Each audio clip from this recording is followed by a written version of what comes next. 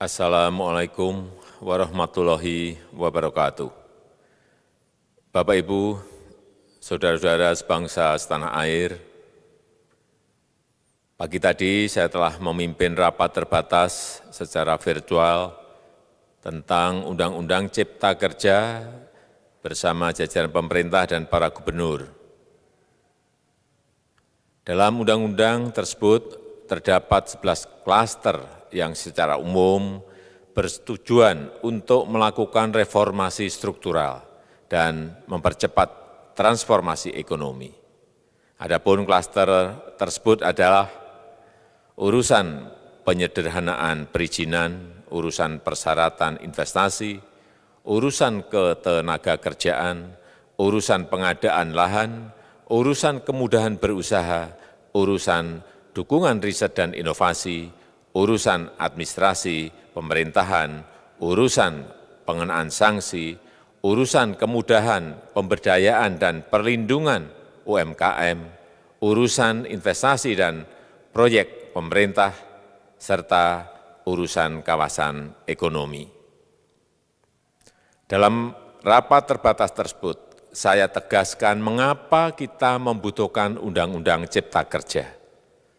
Pertama, setiap tahun ada sekitar 2,9 juta penduduk usia kerja baru, anak muda yang masuk ke pasar kerja, sehingga kebutuhan atas lapangan kerja baru sangat-sangat mendesak.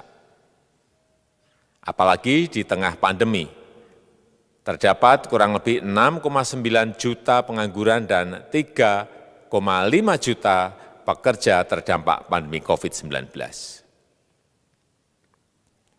Dan sebanyak 87% dari total penduduk bekerja memiliki tingkat pendidikan setingkat SMA ke bawah, di mana 39% berpendidikan sekolah dasar.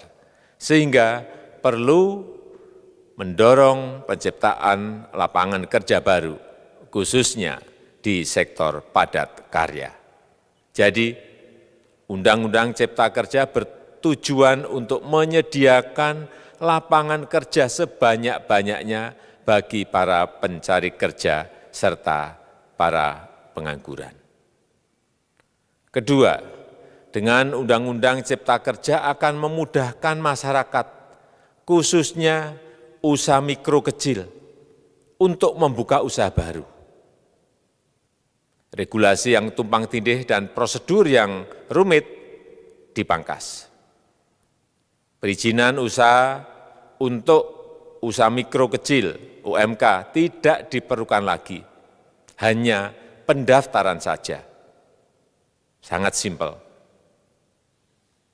Pembentukan PT atau perseroan terbatas juga dipermudah. Tidak ada lagi pembatasan modal minimum. Pembentukan koperasi juga dipermudah. Jumlahnya hanya 9 orang saja. Koperasi sudah bisa dibentuk. Kita harapkan akan semakin banyak koperasi-koperasi di tanah air. UMK, usaha mikro kecil yang bergerak di sektor makanan dan minuman. Sertifikasi halalnya dibiayai pemerintah, artinya gratis. Izin kapal nelayan penangkap ikan misalnya, hanya ke unit kerja Kementerian KKP saja. Kalau sebelumnya harus mengajukan ke Kementerian KKP, Kementerian Perhubungan, dan instansi-instansi yang lain. Sekarang ini cukup dari unit di Kementerian KKP saja. Ketiga, Undang-Undang Cipta Kerja ini akan mendukung upaya pencegahan dan pemberantasan korupsi. Ini jelas karena dengan menyederhanakan, dengan memotong, dengan mengintegrasikan ke dalam sistem perizinan secara elektronik, maka pungutan liar, pungli dapat dihilangkan. Namun, saya melihat adanya unjuk rasa penolakan Undang-Undang Cipta Kerja yang pada dasarnya dilatar belakangi oleh disinformasi mengenai substansi dari undang-undang ini dan hoax di media sosial. Saya ambil contoh, ada informasi yang menyebut tentang penghapusan UMP, upah minimum provinsi, UMK, upah minimum kota kabupaten, UMSP, upah minimum sektoral provinsi. Hal ini tidak benar, karena faktanya upah minimum regional, UMR, tetap ada. Ada juga yang menyebutkan bahwa upah minimum dihitung per jam. Ini juga tidak benar. Tidak ada perubahan dengan sistem yang sekarang. Upah bisa dihitung berdasarkan waktu dan berdasarkan hasil. Kemudian adanya kabar yang menyebutkan bahwa semua cuti sakit, cuti kawinan, cuti khitanan, cuti baptis, cuti kematian, cuti melahirkan, dihapuskan. Dan tidak ada kompensasinya. Saya tegaskan juga ini tidak benar. Hak cuti tetap ada dan dijamin. Kemudian apakah perusahaan bisa mem-PHK kapanpun secara sepihak? Ini juga tidak benar. Yang benar, perusahaan tidak bisa me-PHK secara sepihak. Kemudian juga pertanyaan mengenai benarkah jaminan sosial dan kesejahteraan lainnya hilang. Yang benar, jaminan sosial tetap ada. Yang juga sering diberitakan tidak benar adalah mengenai dihapusnya AMDAL, analisis mengenai dampak lingkungan. Itu juga tidak benar. AMDAL tetap ada. Bagi industri besar harus studi AMDAL yang ketat. Tetapi bagi UMKM lebih ditekankan pada pendampingan dan pengawasan. Ada juga berita mengenai Undang-Undang Cipta Kerja ini mendorong komersialisasi pendidikan. Ini juga tidak benar. Karena yang diatur hanyalah pendidikan formal di kawasan ekonomi khusus, di KEK. Sedangkan perizinan pendidikan tidak diatur di dalam Undang-Undang Cipta Kerja ini. Apalagi perizinan untuk pendidikan di pondok pesantren. Itu tidak diatur sama sekali dalam Undang-Undang Cipta Kerja ini. Dan aturannya yang selama ini ada tetap berlaku. Kemudian diberitakan bahwa keberadaan bank tanah.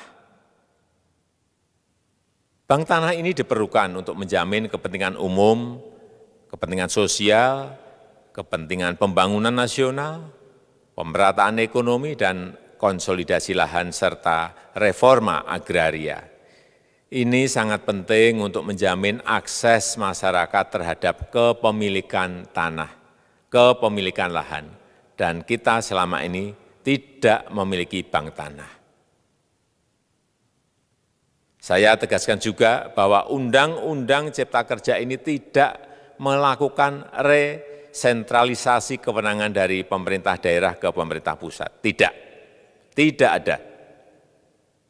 Perizinan berusaha dan pengawasannya tetap dilakukan oleh pemerintah daerah sesuai dengan NSPK, norma, standar, prosedur, dan kriteria yang ditetapkan pemerintah pusat.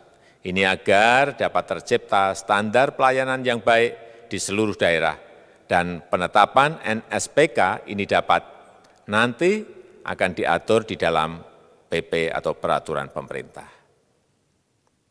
Selain itu, kewenangan perizinan untuk non-perizinan berusaha tetap ada di Pemda, sehingga tidak ada perubahan.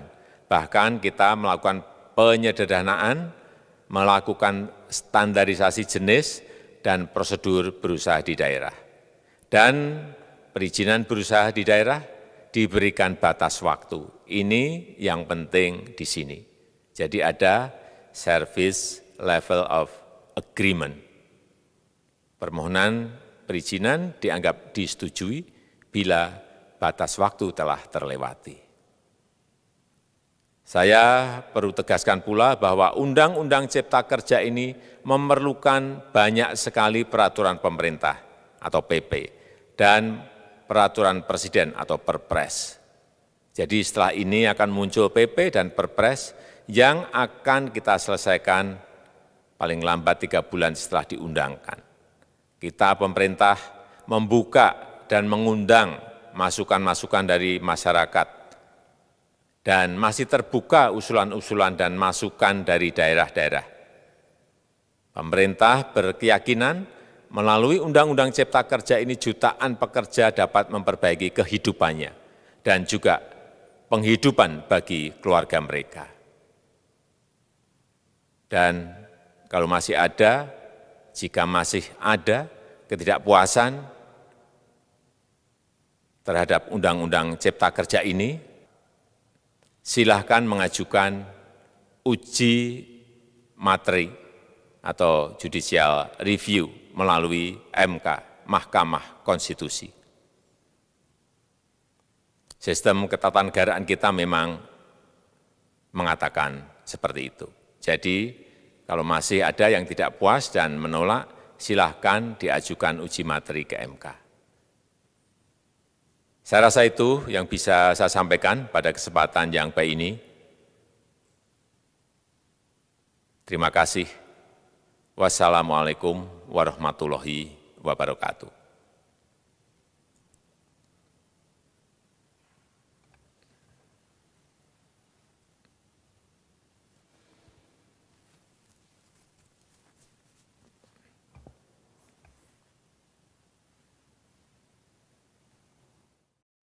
Terima kasih sudah nonton. Jangan lupa like, subscribe, dan share ya.